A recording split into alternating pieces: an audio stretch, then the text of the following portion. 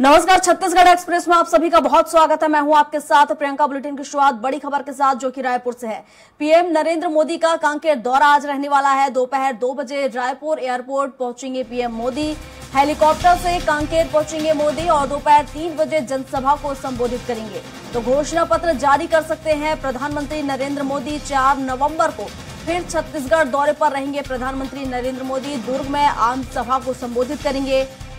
प्रधानमंत्री नरेंद्र मोदी का कांकेर दौरा आज रहेगा। चुनावी मैदान में बीजेपी के दिग्गज उतर रहे हैं और इसी क्रम में अब चुनावी हुंकार भरने के लिए प्रधानमंत्री नरेंद्र मोदी छत्तीसगढ़ पहुंच रहे हैं। कांकेर दौरा उनका रहेगा और अब यहां छत्तीसगढ़ की कमान कहीं न कहीं प्रधानमंत्री नरेंद्र मोदी ने संभाल ली है। चुनावी हुंकार भरने बीजेपी यहां पहुंच रही है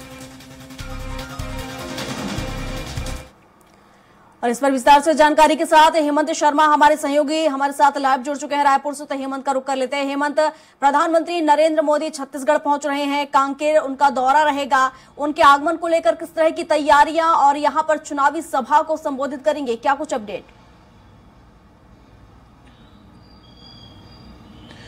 देखिए, छत्तीसगढ़ में बीजेपी सत्ता में वापसी के लिए हर वो कवायद कर रही है जिससे वो जीत हासिल कर सके 2023 के विधानसभा चुनाव में। और हम देख रहे हैं जिस तरीके से राष्ट्रीय नेताओं का लगातार दौरा हो रहा है। चुनाव के घोषणा के पहले प्रधानमंत्री ने लगभग 3 जनसभाएं ली थी छत्तीसगढ़ में और फिर से एक तरीके से प्रधानमंत्री चुनावी आगाज कर रहे हैं अपने दौरे के माध्यम से छत्तीसगढ़ में बीजेपी के लिए। और कांकेर में उनकी आज जनसभा होगी। बीजेपी के तमाम बड़े नेता इस दौरान मौजूद रहेंगे और विजय संकल्प महारैली को प्रधानमंत्री नरेंद्र मोदी संबोधित करेंगे।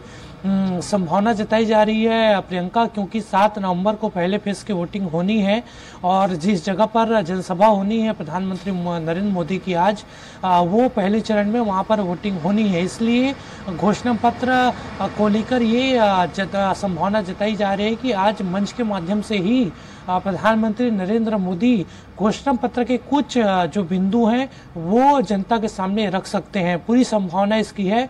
तैयारी भी बीजेपी की ओर से की है।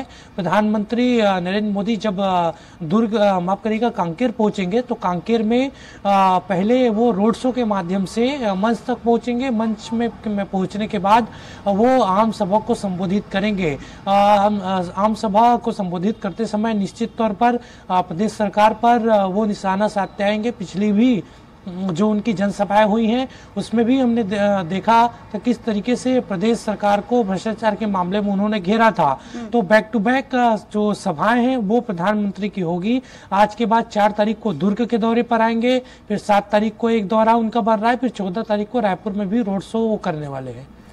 बिल्कुल हेमंत, और हम देखें तो पिछले विधानसभा चुनाव में कहीं न कहीं बीजेपी जो 15 साल से सत्ता में रही है तो कहीं न कहीं 15 सीटों पर सिमट गई थी।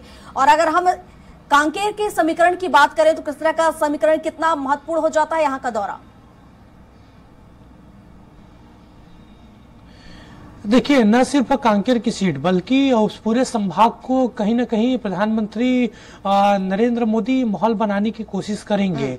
कांकेर के अगर समीकरण की बात की जाए तो पिछले 2018 के विधानसभा चुनाव में कांग्रेस के जो नेता है शिशुपाल सोरी वो चुनाव जीत कर आए थे। वहां पर बीजेपी को हार मिली थी।